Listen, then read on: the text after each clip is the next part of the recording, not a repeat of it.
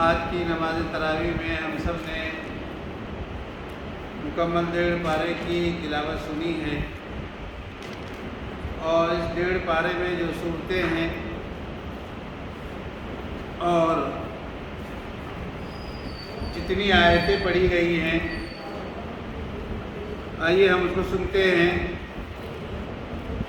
کہ سب سے پہلے سورہ یونس کی جو آیتیں پڑھی گئی ہیں، کچھ آیتیں گزشتہ کل پڑھی گئی تھی، آج تقریباً 69 آیتیں سورہ یونس کی تلاوت ہوئی ہے، اور سورہ ہود سے 133 آیتوں کی تلاوت کی گئی، اور سورہ یوسف سے 52 آیتوں کی تلاوت کی گئی۔ اس طرح سے جملہ 254 آیتوں کی تلاوت آج نماز تراویح میں ہوئی ہے۔ سب سے پہلے ہم آئیے سنتے ہیں کہ پہلی آیت جو آج کی پہلی رکعت میں سورہ فاتحہ کے بعد میں تلاوت کی گئی، وہ ہے قُلْ مَن يَرْزُقُكُم مِّنَ السَّمَاءِ وَالْأَرْضِ، کہ آپ فرما دیجئے اور بتا دیجئے اے محمد صلی اللہ علیہ وسلم کہ تمہیں آسمان سے رزق کون پہنچاتا ہے، اور زمین سے تم کو چیزیں کھانے کی کون دیتا ہے۔ اَمَّن يَمْلِكُ السَّمْعَ وَالْأَبْصَارَ، کون ہے کہ جو کانوں پر اور آنکھوں پر ملکیت رکھتا ہے، یعنی کس کے قبضے میں ہے آنکھ اور کان، اور کون ہے جو مردے سے زندے کو نکالتا ہے اور مردے کو زندے کو مردے سے نکالتا ہے، اور کون ہے جو معاملات کی تدبیر کرتا ہے۔ یہ سوالات کیے گئے۔ فَسَيَقُولُونَ اللَّهُ، تو جواب میں وہ ضرور یہ کہیں گے کہ یہ ساری چیزیں انجام وہ برتر اور بالا ہستی ہے جس کو ہم اللہ کہتے ہیں۔ تو وہ جواب دیں گے کہ اس تمام چیزوں کا مالک اللہ ہے۔ تو پھر آپ یہ فرما دیجئے کہ جب تم اعتراف کرتے ہو ان تمام چیزوں کا کہ تمہارے ہاتھ میں اور تمہاری ملکیت میں کوئی چیز نہیں ہے، اور سب کا مالک وہ رب العالمین ہے، تو پھر افلا تتقون، کیوں ڈرتے نہیں ہو اللہ سے؟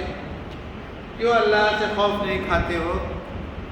وہی تو ہے تمہارا رب جو اللہ ہے، برحق ہے، اور اب حق آ چکنے کے بعد میں بھلا گمراہی کو کیا اپنانا؟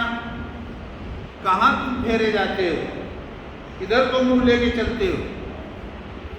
یہ تمہارے رب کی کچھ باتیں ہیں، اس کو تم دھیان دو اور اس کے اوپر عمل کرو۔ پھر اور ایک سوال کیا گیا کہ کوئی قُلْ هَلْ مِن شُرَكَائِكُمْ، تمہارے شریکوں میں سے جن کو تم شریک ٹھہراتے ہو، کیا کوئی ہے ایسا کہ جس نے پیدا کرنے کے سلسلے میں پہل کی ہو اور پھر پیدا کرنے کے بعد میں اس کو اسی حالت میں اٹھایا بھی ہو، بنایا بھی ہو؟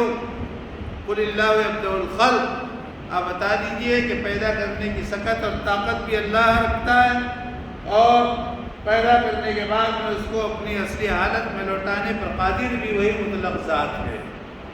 تو تم کہاں پھیرے جاتے ہو؟ پھر بتاؤ کہ تمہارے شرکاء جو دعوے کرتے ہیں وہ ان تمام حقیقتوں میں سے کس چیز پر وہ قادر ہیں؟ یہ سوالات کیے گئے ہیں۔ گویا یہ سوالات اس بات کے لیے تھے کہ وہ لوگ حق کا اعتراف کریں، اور جو باتیں وہ کہتے ہیں اس کے سلسلے میں وہ غور کرے کہ وہ غلطی پر ہے اور غلط راہ پر ہے۔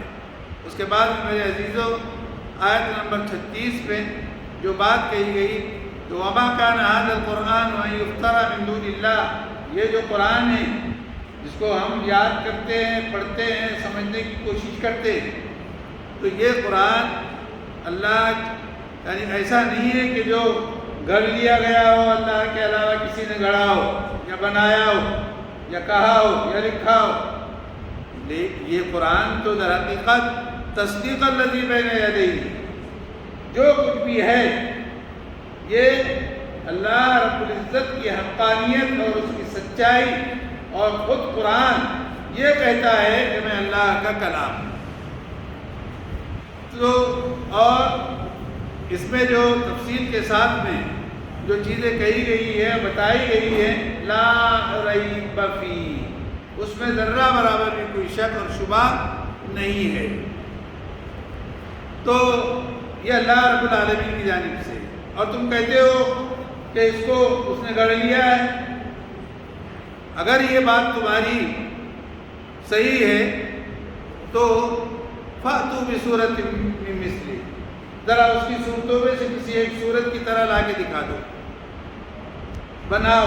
تم دھنی ہو زبان کی، فصاحت کے بہت چوٹی پر ہو، بلاغت تمہارا جو ہے طوطی بولتا ہے، استعارات تمہاری زبان میں، شاعری تمہاری گھٹی میں، اور عربی زبان پر تمہیں نہایت قدرت ہے، تو بنا کے دکھاؤ ذرا ایک صورت کی طرح۔ تو تم یہ کر نہیں سکتے، اور ایسا نہیں ہے کہ تم میں سے کوئی ایک اور دو وہی مل کے بنائے، بلکہ وَادْعُوا مَنِ اسْتَطَعْتُم مِّن دُونِ اللَّهِ، سارے انسانوں کو جمع کر لو اور ان کی صلاحیتوں کو بروئے کار لاؤ، اور سب سر جوڑ کر بیٹھو، اور مل بیٹھ کر بیٹھنے کے بعد ایک چھوٹی سی صورت اس کی طرح لیا اللہ کے علاوہ، یعنی اللہ کو اس میں شریک نہ کرو، تم اپنے طور پہ مل بیٹھو اگر تم سچے ہو۔ تو ظاہر ہے کہ وہ اس سے عاجز ہے، اور قرآن کریم نے جگہ جگہ بتایا ہے کہ یہ اللہ کی کتاب ہے۔ بہرحال اس کے بعد پھر اللہ رب العزت نے فرمایا کہ یہ گروہ انسانوں کا ایسا ہے کہ کچھ لوگ تو ایسے ہیں جو اللہ پہ ایمان رکھتے ہیں، اور کچھ لوگ ایسے ہیں جو اللہ پہ یقین نہیں رکھتے، جبکہ تیرا پروردگار کون لوگ فسادی ہیں ان فسادیوں کو خوب جانتا ہے۔ وَرَبُّكَ أَعْلَمُ بِالْمُفْسِدِينَ، اور اگر وہ تجھ کو جھٹلاتے ہیں محمد صلی اللہ علیہ وسلم، تو تمہارے پاس بہت آسان سا جواب ہے۔ کیا کہنا؟ ان سے کہنا لی عملی، میرا کام میں میرے کام سے جانوں، وَلَكُمْ عَمَلُكُمْ، اور تمہارا کام تم جانو، ہمیں تمہارے کام سے ضرورت کوئی سروکار نہیں، اور تم کو اگر مجھ کو جھٹلاتے ہو تو پھر میرے کام سے کوئی تعلق تم کو نہیں ہونا چاہیے۔ انتم بریئون مما عمل، جو میں کرتا ہوں اس سے تم بری ہو، اور جو تم کرتے ہو وَأَنَا بَرِيءٌ مِّمَّا تَعْمَلُونَ، جو تم کرتے ہو میں اس سے بری ہوں، تو تمہارا کام یہ میرا کام۔ کتنا آسان ہے کہے لڑنے کا اور جھگڑنے کا، تم اپنا کام کرو، ہم اپنا کام کرتے ہیں۔ یہ بہت آسان راہ ہے جو قرآن بتاتا ہے، لیکن ایک ایسی چیز ہمارے اندر یعنی انسانوں کے درمیان میں پائی جاتی ہے جس کو یا تو آپ جذبات کہہ لیجئے، یا غصہ کہہ لیجئے، یا حمیت کہہ لیجئے۔ حمیت ہونی چاہیے لیکن اس کا استعمال بالکل صحیح جگہ اور درست مقام پر ہونا چاہیے۔ حمیت کوئی بری چیز نہیں ہے اپنی ذات میں۔ اس کے بعد میں فرمایا وَمِنْهُمْ مَن يَسْتَمِعُونَ إِلَيْكَ، اور کچھ لوگ ایسے بھی ہیں ان میں جو آپ کی بات سنتے ہیں، کان تو لگاتے ہیں تمہاری طرف۔ أَفَأَنْتَ تُسْمِعُ الصُّمَّ، تو کان لگانے سے کیا ہوتا ہے؟ کیا تم کسی بہرے کو سنا سکتے ہو؟ خالی کان چپ چپ کا لگا رہے ہیں لیکن بہرے کو سنانے میں قادر ہو؟ نہیں۔ بہرے بننے کے لیے وہ اس طرح کی ایکٹنگ کرتے ہیں۔ تو وَلَوْ كَانُوا لَا يَعْقِلُونَ، اور ان کو عقل بھی نہیں۔ اور کچھ لوگ ایسے بھی ہیں کہ جو آپ کو دیکھتے ہیں تو کیا آپ اندھے کو راہ دکھا سکتے ہیں؟ مطلب آنکھ رکھتے ہوئے بھی وہ آنکھ کا سے فائدہ نہیں اٹھاتے، کان ہوتے ہوئے بھی وہ کان سے کوئی استفادہ نہیں کرتے، تو وہ بالکل اندھے ہیں، کان کے بہرے ہیں، آنکھ کے اندھے ہیں۔ تو یہ تمام چیزیں ان لوگوں کے سلسلے میں کہی گئی ہیں جو اللہ کے رسول صلی اللہ علیہ وسلم کی دعوت سے منہ موڑتے ہیں اور انحراف کرتے ہیں۔ اس کے بعد میں میرے عزیز دوستو جو بات کہی گئی آئیے اس کو سنتے ہیں آیت نمبر 48 میں کہ لا املک نفسی ضرا ولا نفعا، کہ اللہ نے فرمایا کہ محمد صلی اللہ علیہ وسلم آپ یہ بات فرما دیجئے اور اعلان کر دیجئے کہ لا املک نفسی، بھائی میں تو اپنے نفس کا بھی مالک نہیں، میری اپنے آپ کے اوپر بھی کچھ نہیں چل پاتی، مطلب ہے کہ میری قدرت نہیں ہے کہ میں اپنے سلسلے میں کوئی ایسی چیز لے آؤں جو اللہ کی قدرت میں ہے، یہ میرا اختیار نہیں، میں تو اپنے آپ پر بھی یہ اختیار نہیں رکھتا، نہ کسی نقصان کا اختیار رکھتا ہوں اور نہ کسی فائدے اور نفع کا نقصان رکھتا ہوں۔ ہاں جو اللہ چاہے وہی ہوتا ہے، اللہ نے چاہا تو ہوتا ہے، نہیں چاہا تو نہیں ہوتا ہے۔ لکل امۃ اجل، ہر دنیا میں آنے والی امت کے لیے ایک مقررہ وقت ہے، اس وقت جو ہونا ہے وہ اللہ کا فیصلہ ہے اور اللہ اپنے فیصلے پر اٹل ہے، وہ برابر اس موقع پر اس کام کو انجام دیتے ہیں۔ اذا جاء اجلهم، اب اس امت کا وقت اگر آ پہنچتا ہے اور ان کی موت کا وقت آ جاتا ہے اور اللہ کا لکھا ہوا وہ یعنی لمحہ جو ہے وہ ان تک آ جاتا ہے تو فلا یستاخرون ساعۃ، ایک گھڑی بھی، ایک جو ہے آپ کے سیکنڈ بھی نہ وہ لیٹ ہو سکتے ہیں اس میں اور نہ وہ موت کو پہلے آ سکتے ہیں۔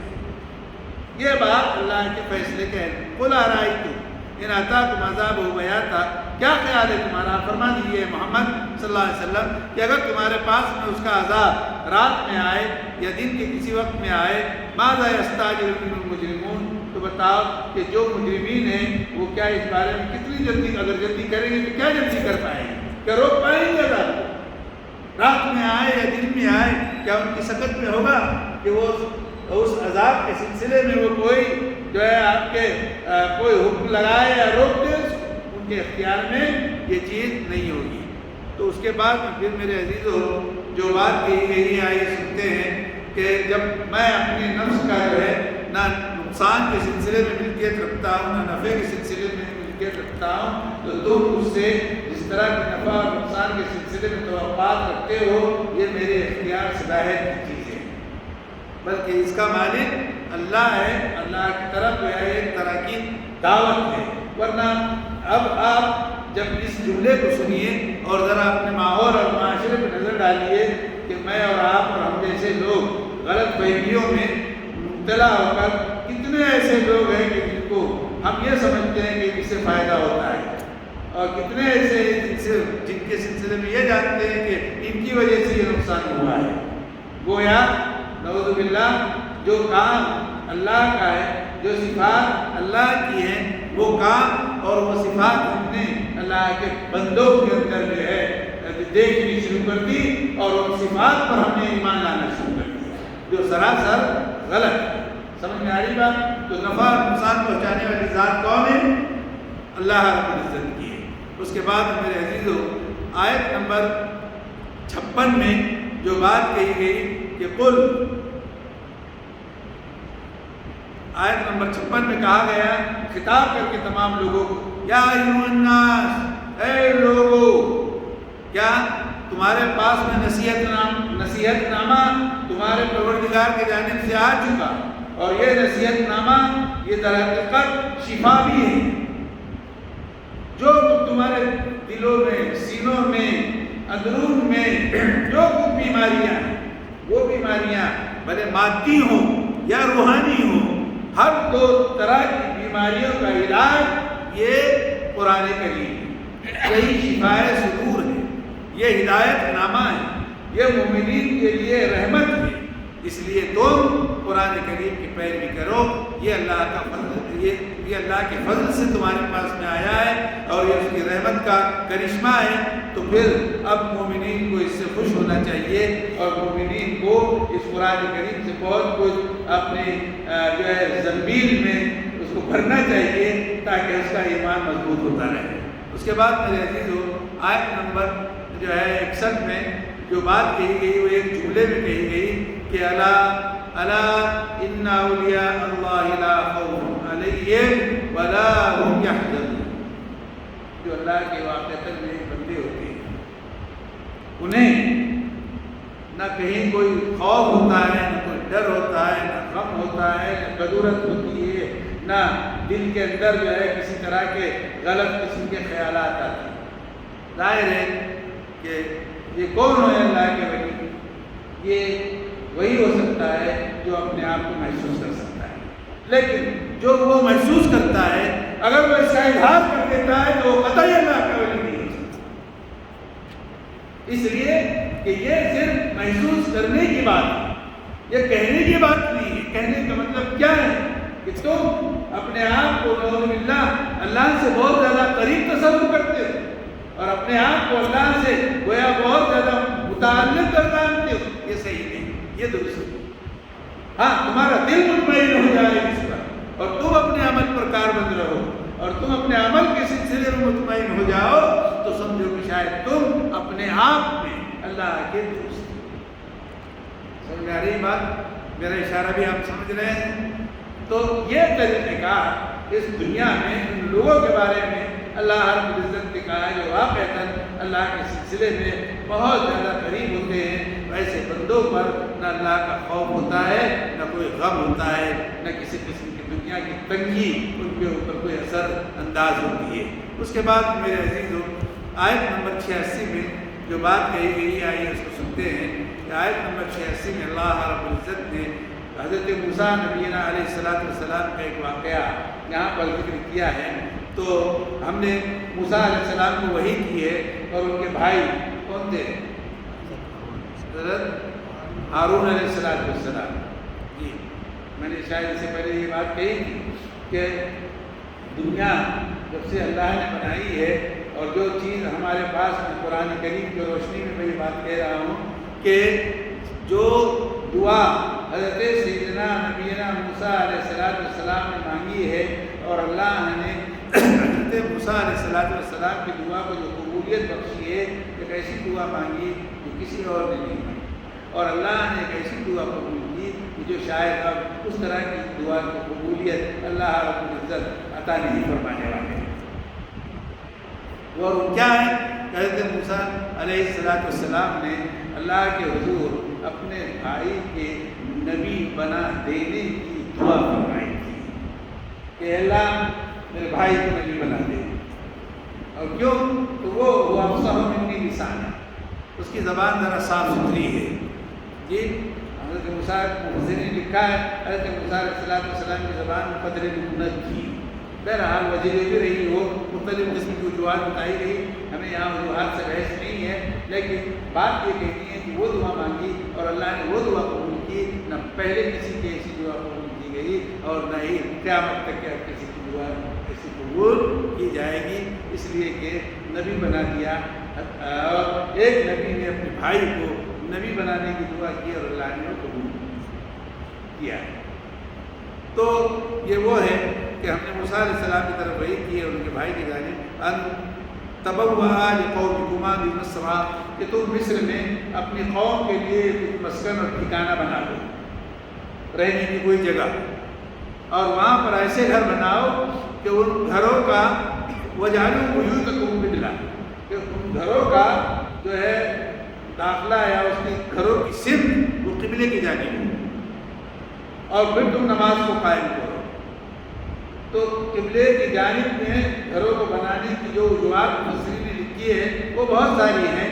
تو بہرحال لیکن اللہ کا حکم تھا، اسی طرح سے حضرت موسیٰ علیہ السلام نے اپنی قوم کو حکم دیا اور انہوں نے رسم کیا۔ اس کے بعد حضرت موسیٰ علیہ السلام نے فرمایا، اے ہمارے رب، انک آتیت فرعون وملأہ زینہ، اے پروردگار تو نے فرعون کو اور ان کے بادشاہوں کو بہت زیر و زینت اور بہت ڈھیر سارے مال اور دنیا کی زندگی میں عطا کیا ہے۔ ربنا لیضلوا عن سبیلک، یہ اس لیے شاید دیا ہے کہ وہ تیرے راستے سے جو ہے گمراہ کرتے لوگوں کو۔ تو اے ہمارے پروردگار، ربنا طمس علی اموالہم، اے مالک کائنات ان کی مالوں کو ستیہ ناش کر دے، واشدد علی قلوبہم، اور دلوں کو ان کے پتھر بنا دے، فلا یؤمنوا حتی یروا العذاب، یہ قوم اس وقت تک کہ ایمان لانے والی نہیں ہے جب تک کہ وہ دردناک عذاب کو نہ دیکھے۔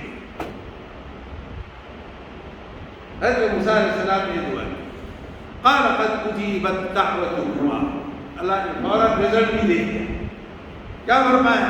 تم دونوں کی دعا قبولیت کو پہنچ گئی. فاستقیما، تم نے ٹھیک رہنا. ولا تتبعان سبیل الذین لا یعلمون، جنہیں کوئی علم نہیں ہے اور عقل نہیں ہے، ان کی قطعی تم نے پیروی نہ کرنا. ان دونوں کو بھی جو ہے اللہ رب العزت نے یہ حکم دے دیا. اس کے بعد میں پھر وجاوزنا ببنی اسرائیل البحر، ہم نے پار کر دیا سمندر، پار کرا دیا بنی اسرائیل کو. فاتبعہم فرعون کے پیچھے لگ گیا. دوسرے سورہ طٰہٰ میں اور وہاں پر اور تفصیل کے ساتھ تذکرہ آیا ہے. اور فرعون کا لشکر بھی آ گیا بغیًا وعدوٰا، سرکشی کرنے کے لیے یا نقصان پہنچانے کی نیت سے. حتیٰ اذا ادرکہ الغرق، نتیجہ کیا ہوا کہ جو ہے ان کو پانی نے ڈبو دیا. جی قال آمنت، تو یہاں آ کر فرعون نے کہا جب ڈوب رہا تھا اور ہچکیاں لے رہا تھا تو قال آمنت انہ لا الہ الا اللہ، تب کلمہ پڑھنے لگا. الذی آمنت بہ بنو اسرائیل، اور اس پر ایمان لے آیا جس پر بنو اسرائیل ایمان لا چکے ہیں. تو وانا من المسلمین، اور یہ پکارا کہ میں بھی فرما بردار ہوں. الان وقد عصیت قبل، اب کیا فائدہ؟ دردناک عذاب دیکھنے کے بعد اور عذاب آ چکنے کے بعد کتنی بار تم کلمہ پڑھ لو، حاصل کچھ نہیں ہے. وقد عصیت قبل، تم تو عذاب آنے سے پہلے نہ فرمانی کر چکے ہو. وکنت من المفسدین، اور تم تو فساد برپا کرنے والوں میں سے تھا. فالیوم ننجیک ببدنک، ہم آج تیرے بدن کے ذریعے سے اس کو محفوظ رکھیں گے تاکہ ان لوگوں کے لیے نشانی رہے جو لوگ تیرے بعد میں آئے. آج بھی احرام مصر میں فرعون کی لاش یوں کر تو رکھی ہے اور لوگ اس کو دیکھ کر عبرت حاصل کرتے ہیں. کیا کرشمہ ہے، کیا اللہ کی حفاظت ہے، اور کیا انجام کیا اللہ نے. قیامت تک کے لوگ جو ہے دیکھتے رہیں گے اور اس کی لاش یوں کر تو وہاں پر رکھی پڑی ہے احرام مصر میں. وَإِنَّ كَثِيرًا مِنَ النَّاسِ عَنْ آيَاتِنَا لَغَافِلُونَ، بہرحال لیکن لوگ ہیں کہ ہماری نشانیوں سے بہت ہی بے پرواہ ہے. اس کے بعد میرے عزیزو یہ آیت نمبر 97 میں حضرت یونس علیہ السلام کا واقعہ آیا ہے، اس کو بھی مختصر طور پر سن لیں. آیت نمبر 97 میں جو بات کہی گئی ہے اللہ رب العزت نے، آئیے اس کو سنتے ہیں کہ جس میں اللہ نے فرمایا فلولا كانت قرية آمنت فنفعها ایمانها، کہ کوئی بستی کیوں نہیں ایسی ہو گئی کہ وہ اللہ پہ ایمان لے آتی اور ان کا ایمان ان کو نفع پہنچاتا، سوائے حضرت یونس علیہ السلام کی قوم کے. یعنی مطلب ہے کہ کوئی بستی ایسی نہیں ہوئی، نہیں روئے زمین پر آئی کہ جنہوں نے اللہ کا عذاب آنے سے پہلے، حالانکہ نافرمان تھی لیکن اللہ کا عذاب آنے سے پہلے وہ ایمان لے آتی، سوائے قوم یونس. قوم یونس نے اللہ کا عذاب آنے سے پہلے ایمان لا لیا. ہوا یہ تھا کہ حضرت یونس علیہ السلام وہ جو عراق کا شہر ہے موصل، اس شہر کے نینوا ایک مقام پہ وہاں پہ تھے، آباد تھے، اور وہاں بہت سارے لوگ رہا کرتے تھے. حضرت یونس علیہ السلام نے اپنی قوم سے کہا کہ دیکھو میری بات مان لو ورنہ 3 دن کے بعد تمہارے اوپر عذاب اللہ کا آ جائے گا. چنانچہ اب تیسری رات آ گئی تو اب صبح میں عذاب ہی آنا تھا. تو حضرت یونس علیہ السلام اللہ نے اپنی قوم کو چھوڑ کر وہاں سے رفت سفر آپ نے باندھ دیا. اب یہاں پر مفسرین نے لکھا ہے کہ اللہ تعالیٰ کو یہ بات اچھی نہیں لگی وغیرہ وغیرہ، ایک تفصیل طلب معاملہ ہے. تو حضرت یونس علیہ السلام وہاں سے چل دیے اور صبح میں جب دیکھا کہ بالکل بادلوں سے دھواں جو ہے اٹھ رہا ہے اور اندھیرا ان کے گھروں کی چھتوں تک آ گیا ہے، اسی وقت بستی کے لوگوں نے پورا اعلان کر دیا اور کیا بچے، کیا بوڑھے، کیا جوان، کیا جانور، جو کچھ بھی تھے وہ سب لے کر میدان میں چلے گئے اور میدان میں جا کر اللہ کے سامنے گر گرایا اور اللہ سے معافی مانگی اور توبہ کی. اللہ نے وہ اس آنے والے عذاب کو روک دیا اور یہ سب اسلام میں اور ایمان میں داخل ہو. تو اب سوال یہ ہے کہ آپ اگر یہ کہیں گے کہ عذاب سے پہلے یہ ایمان لائے کہ عذاب کے بعد ایمان لے آئے، آپ بولیں عذاب کی نشانی ظاہر ہوئی، عذاب ظاہر نہیں ہوا، لیکن فرعون کے ساتھ میں جو واقعہ پیش آیا ہے کہ وہاں عذاب آ چکا تھا، تو عذاب آ چکنے کے بعد میں پھر انابت اور رجوع اللہ وہ انسان کو فائدہ نہیں دے گا، بلکہ عذاب کے آنے سے پہلے اگر کوئی لے آئے تو اللہ تعالیٰ کے پاس میں وہ قبولیت اس کو عطا ہو جائے گی۔ یہ فرق ہے ان دونوں کے اندر۔ اس کے بعد میرے عزیزو آیت نمبر 97 کے بعد ہو چلا ہے وقت اپنا، تو ہم آگے چلتے ہیں کہ یہاں پر جو ہے یہ سورہ یونس کا اختتام ہوتا ہے، پھر اس کے بعد سورہ ہود شروع ہوتی ہے، اور سورہ ہود کے بعد میں آج سورہ یوسف بھی جو ہے پڑھی گئی ہے، لیکن ہم وقت کا لحاظ کرتے ہوئے اس لیے کہ ہم اس کو بتایا گیا ہے کہ بات کچھ ذرا زیادہ طویل ہو رہی ہے، اور جو لوگ اس ریکارڈ شدہ چیز سے فائدہ اٹھانے والے ہوتے ہیں تو کم سے کم وقت میں زیادہ سے زیادہ بات ہو تو وہ ان کو زیادہ فائدہ پہنچاتی ہے، اس لیے ہم یہ آج کے درس کو اسی سورہ یونس کے اختتام پر یہاں ختم کرتے ہیں، اور سورہ ہود میں داخل ہونے کے بجائے آنے والے کل کو انشاءاللہ ہم وہ آیتیں جو سورہ یوسف کی 52 آیتیں پڑھی گئی ہیں، لیکن کل انشاءاللہ ہم کوشش کریں گے کہ پورے مکمل طور سے سورہ یوسف کو جلد سے جلد سمجھنے کی کوشش کریں گے، اور سورہ یوسف کے آغاز سے ہم اپنے درس کو شروع کریں گے تاکہ اس سے وہ نتائج اور جو حضرت یوسف علیہ السلام کا واقعہ ہے وہ پورا ہمارے سامنے آ جائے کہ کیسی آزمائش میں سے گزرے ہیں، اور پھر اللہ نے ان کے لیے کیا مقدر کیا، اور وہ کہاں سے کیا کہاں گئے اور کیا سے کیا بن گئے،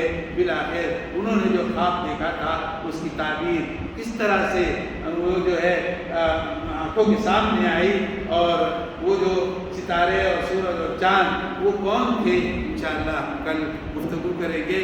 آج یہیں رکتے ہیں، اور اسی پہ ہم ٹھہر کر اللہ سے دعا کرتے ہیں کہ اللہ رب العزت مجھے آپ کو ہم تمام کو قرآن کریم کے پڑھنے، سمجھنے، عمل کرنے، اس کی تعلیمات کو اوروں تک پہنچانے والا بنا دے۔